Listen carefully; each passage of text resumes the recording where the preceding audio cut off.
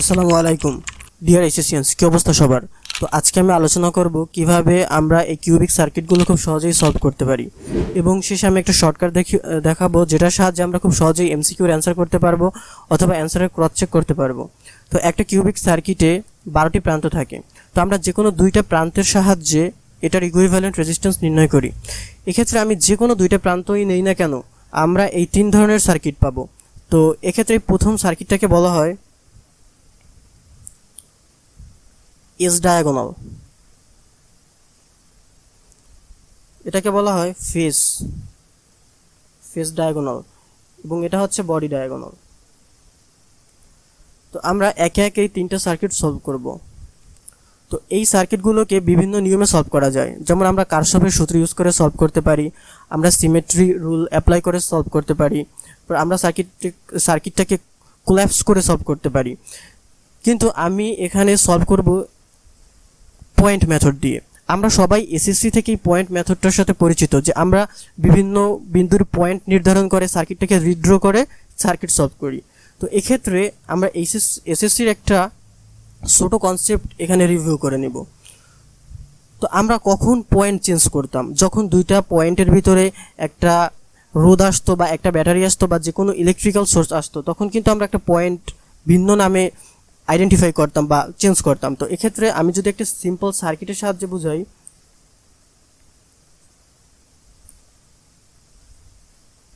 যেমন আমাদের এখানে একটা সিম্পল সার্কিট আছে, এটা হচ্ছে এ প্রান্ত এবং এটা হচ্ছে বি প্রান্ত।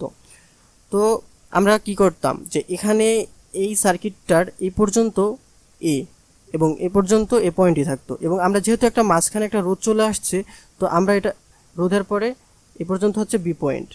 তো এটাকে যদি আমি একটু অন্যভাবে বলি, যে এই এ বিন্দুর এই যে ওয়্যারটার এই প্রত্যেকটা বিন্দুতে কিন্তু বিভব সেম।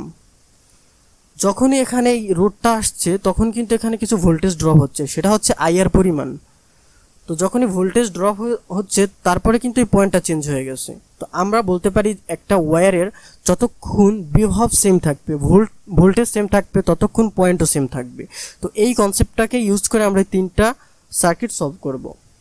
তো যদি আমরা এবার এই সার্কিটটার দিকে লক্ষ্য করি, তো এটা হচ্ছে আমাদের এই প্রান্ত। তো এই প্রান্ত থেকে আমরা যদি আই কারেন্ট প্রবাহিত করি, এই আই কারেন্টটা কিন্তু তিন ভাগে ডিভাইড হয়ে যাবে। কারণ কি? কারণ এটা হচ্ছে আর রোধ, এটাও আর রোধ, এটাও আর রোধ, তিনটাই সমান রোধ। তো তিনটার ভিতর দিয়ে কারেন্ট সমান ভাগে ভাগ হয়ে যাবে। তাহলে এটার ভিতর দিয়ে I/3 পরিমাণ, এটার ভিতর দিয়ে I/3 পরিমাণ, এটার ভিতর দিয়েও কিন্তু I/3 পরিমাণ কারেন্ট প্রবাহিত হবে। তাহলে কিন্তু যে এই তিনটা রোধে ভোল্টেজ ড্রপ সেম, এবং ভোল্টেজ ড্রপ সেম হওয়ার পরে এই বিন্দুতে এবং এই বিন্দুতে কিন্তু আমাদের বিভব সেম থাকবে। অর্থাৎ এই তিনটা হচ্ছে ইকুইপটেনশিয়াল পয়েন্ট। তো আমরা যদি এই পয়েন্টগুলোকে চিহ্নিত করি সি দিয়ে, তাহলে এটাও সি, এটাও হবে সি এবং এটাও হবে সি। অনুরূপভাবে আমরা যদি বি পয়েন্টের দিকে লক্ষ্য করি, তাহলে এই পয়েন্ট এবং এই পয়েন্ট, এই তিনটা হবে ইকুইপটেনশিয়াল পয়েন্ট। তো এই পয়েন্টগুলোকে যদি আমরা ডি দিয়ে চিহ্নিত করি, তাহলে এটাও হবে ডি, এটাও হবে ডি এবং এটাও হবে ডি। এবার এই সার্কিটটাকে সিম্পলি যদি আমরা রিড্র করি, তাহলে আমরা প্রথমে এই পয়েন্টগুলো দিয়ে নিলাম, এ পয়েন্ট, বি পয়েন্ট, তারপরে সি পয়েন্ট এবং ডি পয়েন্ট। এবার আমরা যদি এই চিত্রের দিকে লক্ষ্য করি, আমরা দেখতে পাবো এ এবং সি এর মধ্যে এই একটা রোধ, এ এবং সি এর মধ্যে এই একটা রোধ এবং এ এবং সি এর মধ্যে একটা রোধ, টোটাল তিনটা রোধ। তো আমরা এ এবং সি এর মধ্যে টোটাল তিনটা রোধ এঁকেছি। তারপরে যদি আমরা বি এবং ডি এর মধ্যে লক্ষ্য করি, তাহলে এই একটা রোধ, এই একটা রোধ এবং এই একটা রোধ। তো বি এবং ডি এর মধ্যেও আমরা তিনটা রোধ এঁকেছি। আর আবার যদি আমরা খেয়াল করি, তাহলে এই সি এবং ডি পয়েন্ট এর ভিতরে বাকি যতগুলো রোধ রয়েছে সবগুলো এই সি এবং ডি পয়েন্টের মধ্যে রয়েছে। একটা, দুইটা, তিনটা, চারটা, পাঁচটা, ছয়টা। তো এই টোটাল 6টা রোধ আমরা সি এবং ডি পয়েন্টের ভিতরে এঁকেছি। তো এবার কিন্তু এই সার্কিটটি খুবই সোজা হয়ে গেছে আমাদের কাছে। এবার যদি আমরা এটার ইকুইভ্যালেন্ট রেজিস্ট্যান্স নির্ণয় করি, তাহলে দেখতে পাবো যে এখানে প্রত্যেকটা রোধের মান আর এবং তিনটা রোধ প্যারালালে আসে। তো ইকুইভ্যালেন্ট হবে R/3। এখানে প্রত্যেকটা রোধের মান আর এবং সবগুলো প্যারালালে আসছে। তো ইকুইভ্যালেন্ট হবে R/6, টোটাল 6টা রোধ আসছে এবং এক্ষেত্রেও সেম R/3 হবে। তো এবার যদি আমরা এর ইকুইভ্যালেন্ট রেজিস্ট্যান্স নির্ণয় করি, তো এবার আমরা দেখব যে R/3, R/6 এবং R/3 এই তিনটা কিন্তু সিরিজে আছে। তো এক্ষেত্রে আমাদের ইকুইভ্যালেন্ট রেজিস্ট্যান্স হবে R/3 plus R/6 plus R/3। এটাকে আমরা যোগ করলে পাবো 5/6R। তো এটাই হচ্ছে আমাদের এই সার্কিটের অ্যান্সার। তো এবার আমরা সেকেন্ড সার্কিটটা সলভ করব। তো সেকেন্ড সার্কিটের ক্ষেত্রে এটা হচ্ছে আমাদের এস ডায়াগোনাল। তো এস ডায়াগোনালের ক্ষেত্রে আমরা যদি লক্ষ্য করি, এই যে এ পয়েন্ট এবং এই বি পয়েন্ট এবং বি পয়েন্টের সাপেক্ষে আমাদের ইকুইভ্যালেন্ট রেজিস্ট্যান্স নির্ণয় করতে হবে। এক্ষেত্রে যদি আমরা পূর্বের ন্যায় এ টার্মিনালের ভেতরে দিয়ে আই কারেন্ট প্রবাহিত করাই, তাহলে কিন্তু এখানে দেখতে পাবো এই রোডটা পার হওয়ার পরে আমরা সিম্পলি বি পয়েন্টটা পেয়ে যাচ্ছি। বাট যখন আমাদের এই রোড এবং এই রোডকে কারেন্ট ক্রস করবে, তখন কিন্তু আর আমরা বি পয়েন্টটা পাচ্ছি না। এবং যেহেতু এই দুইটা রোধের মানই সেম এবং এখানে ভোল্টেজ ড্রপই সেম, তাই এই পয়েন্ট এবং এই পয়েন্টটা হবে ইকুই পটেনশিয়াল পয়েন্ট। তো এক্ষেত্রে আমরা যদি এই পয়েন্টটাকে সি দ্বারা চিহ্নিত করি, তাহলে এই পয়েন্টটাও আমাদের হবে সি। অনুরূপভাবে আমরা যদি বি পয়েন্টকে লক্ষ্য করি, তাহলে বি পয়েন্টের এই পয়েন্ট এবং এই পয়েন্ট হবে ইকুই পটেনশিয়াল পয়েন্ট। এবং আমরা যদি এই পয়েন্টটাকে ডি দ্বারা চিহ্নিত করি, তাহলে এই পয়েন্টটাও হবে আমাদের ডি। তো এরপরে আমাদের আর বাকি থাকে দুইটা পয়েন্ট। তো এটাকে আমরা নতুনভাবে চিহ্নিত করে দিই, এটা হচ্ছে আমাদের ই এবং এটা হচ্ছে আমাদের এফ। তো এবার যদি সিম্পলি আমরা এই সার্কিটটার এই পয়েন্টগুলো দিয়ে নতুনভাবে রিড্র করি, তাহলে আমরা এরকম একটা সার্কিট পাবো। তো কিভাবে আমরা এই সার্কিটটা পেয়েছি? তো প্রথমেই আমরা এই পয়েন্টগুলো দিয়ে নিয়েছি এ বি সি ডি, তারপরে ই এবং এফ। তো পয়েন্টগুলো দেওয়ার পরে আমরা দেখেছি যে এক একটা রোধ নিয়ে ওখানে সাজিয়েছে, যেমন এ এবং বি পয়েন্টের ভিতরে একটা রোধ, এই যে এ এবং বি পয়েন্টের ভিতরে এই যে একটা রোধ। আবার এ এবং সি এর মধ্যে একটা রোধ, তো এ এবং সি এর মধ্যে একটা রোধ দিয়ে নিলাম। তারপরে এই রোডটা আছে এ এবং সি এর মধ্যে, এই রোডটা আছে যে এ এবং সি এর মধ্যে। তারপরে এই রোডটা আছে সি এবং ই এর মধ্যে, তো এই যে এই রোডটা আছে সি এবং ই এর মধ্যে। তারপরে এই রোডটা আছে সি এবং ই এর মধ্যে, এই রোডটা আছে সি এবং ই এর মধ্যে। তারপর এই রোডটা ই এবং এফ এর মধ্যে, তো এই যে এই রোডটা ই এবং এফ এর মধ্যে। তারপরে এই রোডটা হচ্ছে ডি এবং এফ এর মধ্যে, তো এই রোডটা হচ্ছে আমাদের ডি এবং এফ এর মধ্যে। তো এই রোডটা হচ্ছে আমাদের ডি এবং এফ এর মধ্যে, তো এই রোডটা আমাদের ডি এবং এফ এর মধ্যে। তো তারপরে আমরা যদি এই যে এই রোডটা হচ্ছে আমাদের সি এবং ডি এর মধ্যে, আবার এই রোডটা হচ্ছে আমাদের সি এবং ডি এর মধ্যে, তো এই যে দুইটা রোধ আমাদের সি এবং ডি এর মধ্যে। তো এই রোডটা হচ্ছে আমাদের বি এবং ডি এর মধ্যে, এই রোডটা হচ্ছে আমাদের বি এবং ডি এর মধ্যে, তো এই যে দুইটা রোধ বি এবং ডি এর মধ্যে। তো এভাবে আমরা এই সার্কিটটাকে রিড্র করে ফেলেছি। এবার এই সার্কিটটা খুব ইজি হয়ে গেছে। তো যদি আমরা এখন লক্ষ্য করি এবং এটার ইকুইভ্যালেন্ট রেজিস্ট্যান্স নির্ণয় করতে চাই, তো এই দুটোই হচ্ছে আর এবং এটা আছে প্যারালালে। তো এটার ইকুইভ্যালেন্ট হবে R/2, এখানে রয়েছে আর এবং এই দুইটা রয়েছে আবার প্যারালাল এবং প্রত্যেকটার মান আর, তো এটার ইকুইভ্যালেন্ট হবে R/2। তো এবার আমরা লক্ষ্য করলে দেখা যাবে যে এই R/2, এই আর এবং এই R/2 এই তিনটা রয়েছে কিন্তু সিরিজে, এই তিনটা সিরিজে রয়েছে। তো এদের ইকুইভ্যালেন্ট কী হবে? এই তিনটা সিম্পলি যোগ করে দিলে R/2 আর প্লাস আর 2R, অর্থাৎ এই টোটাল পার্টটার ইকুইভ্যালেন্ট আমরা পাচ্ছি 2R। এবার এখানে লক্ষ্য করলে দেখা যাবে যেখানে দুইটা রোধ আর আছে যা প্যারালালে, তো এদের ইকুইভ্যালেন্ট কী হবে? R/2। এখানে দুইটা আছে প্যারালালে, তো এদের ইকুইভ্যালেন্ট কী হবে? R/2। দুইটা আছে প্যারালালে, প্রত্যেকটার মান আর, ইকুইভ্যালেন্ট R/2। তো সিম্পলি যদি আমরা সার্কিটটাকে এখানে রিড্র করে দিই,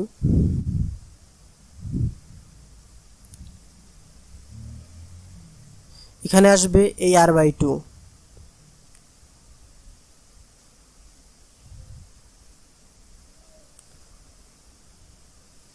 তারপর উপরে আসবে 2R, এখানে আসবে R/2,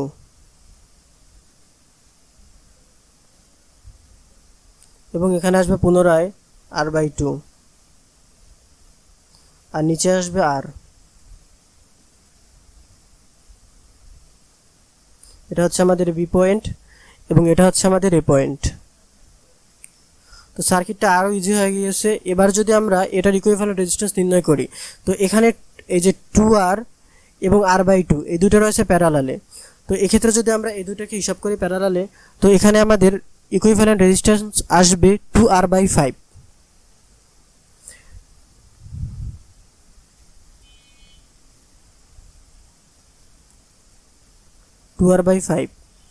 তো 2R/5, R/2 এবং R/2 এই তিনটা হচ্ছে সিরিজে। তো এক্ষেত্রে যদি আমরা তিনটা সিম্পলি যোগ করে দিই তাহলে আমাদের আসবে হচ্ছে 7r/5।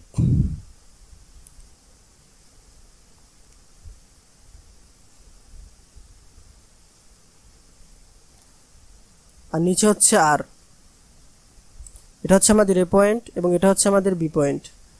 তো সিম্পলি এখানে 7r/5 এবং আর এই দুইটা হচ্ছে প্যারালালে। তো আমরা যদি সিম্পলি প্যারালালে এটা হিসাব করি তাহলে আমাদের অ্যান্সার আসবে 7r/12। তো এটাই হচ্ছে আমাদের এই সার্কিটের অ্যান্সার। তো এবার আমরা লাস্ট সার্কিটটা সলভ করব। তো এই ক্ষেত্রে আমাদের লাস্টে রয়েছে ফেজ ডায়াগোনাল। তো ফেজ ডায়াগোনালের ক্ষেত্রে আমরা যদি চিত্রটি লক্ষ্য করি তাহলে এই হচ্ছে আমাদের এ পয়েন্ট এবং এই হচ্ছে আমাদের বি পয়েন্ট। তো এই এ এবং বি পয়েন্টের সাপেক্ষে আমাদের ইকুইভ্যালেন্ট রেজিস্ট্যান্স নির্ণয় করতে হবে।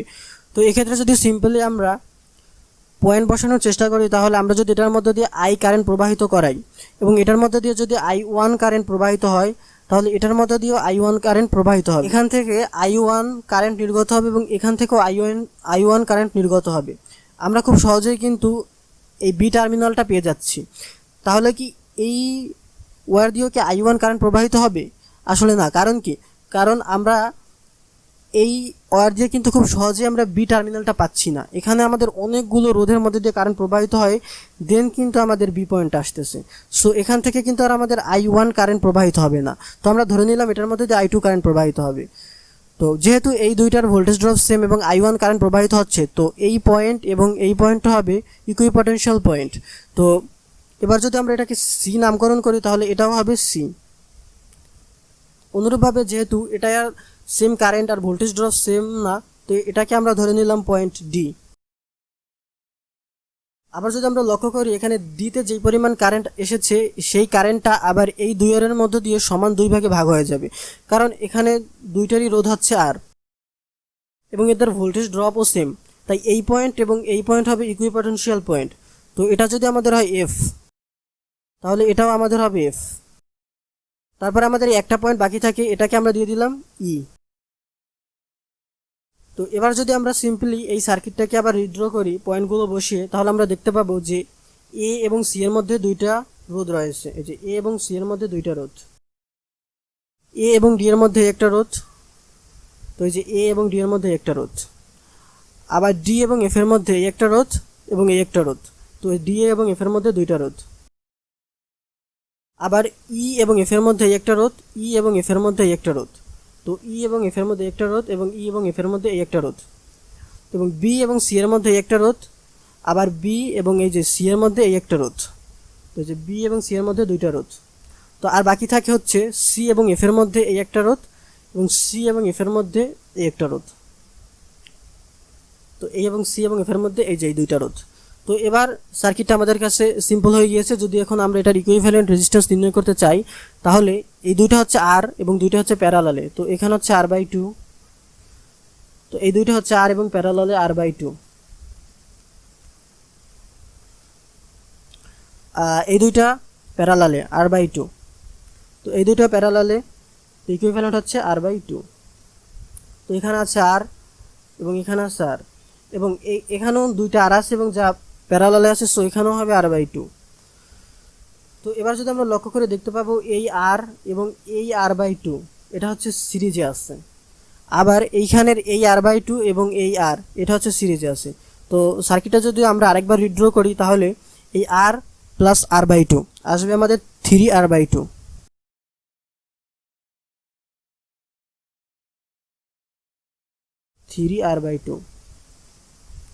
আর নিচে হচ্ছে আমাদের এই যে R/2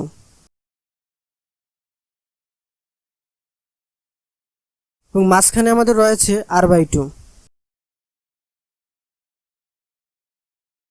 এবং এখানেও সেম, এখানে এই R/2 এবং আর রয়েছে সিরিজে। তো সিম্পলি যোগ করে দিলে আমরা পাবো 3R/2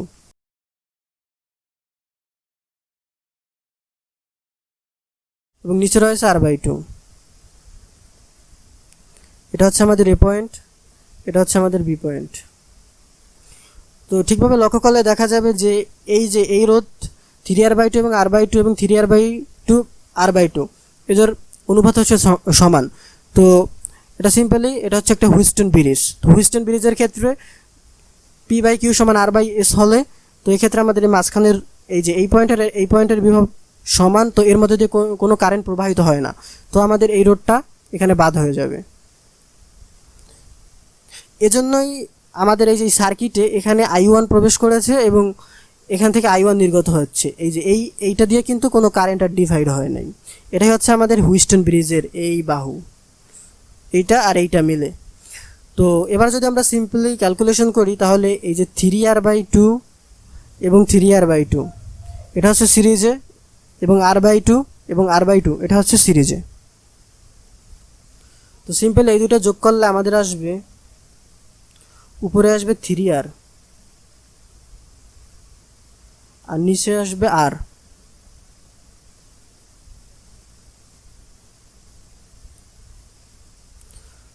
তো এই দুটো হচ্ছে আবার প্যারালালে, এটা হচ্ছে আমাদের এ পয়েন্ট এবং এটা হচ্ছে আমাদের বি পয়েন্ট। তো সিম্পলি এই দুটাকে আমরা যদি প্যারালাল হিসাব করি তাহলে আমাদের অ্যান্সার আসবে